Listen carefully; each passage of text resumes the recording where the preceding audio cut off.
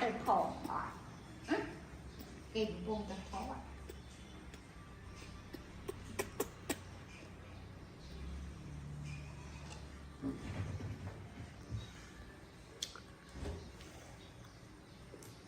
chứ có ba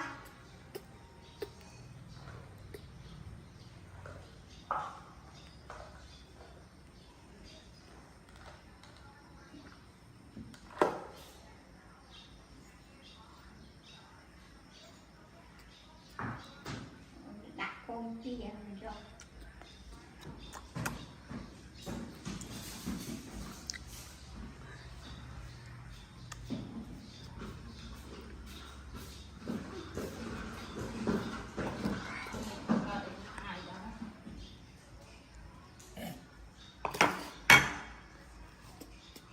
Rosa bắt lên Rosa.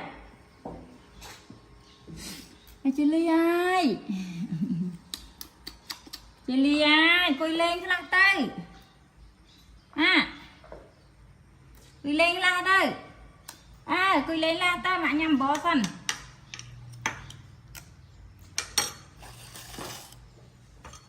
Rô mau à, rô mau à.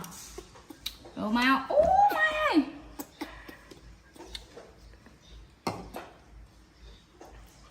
Rô mày.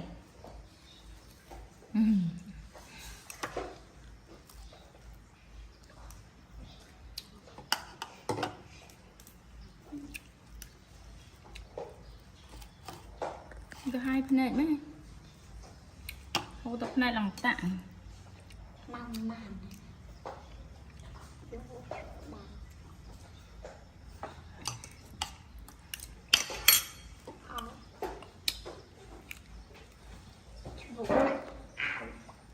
Cắt ăn ở kia mà. Năm khơi là cắt lông mất mùi này.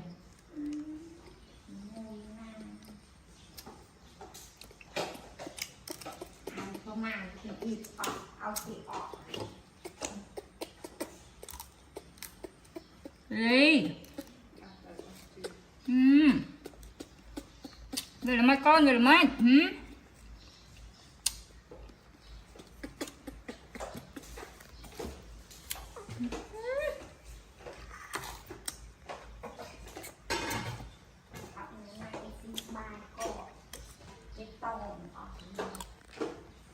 Được hứng.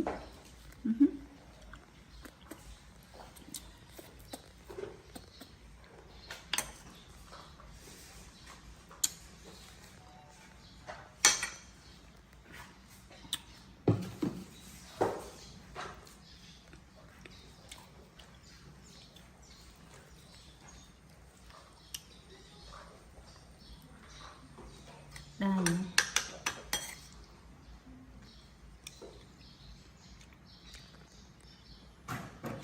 Tỏ băm cho ăn bằng cùi lên.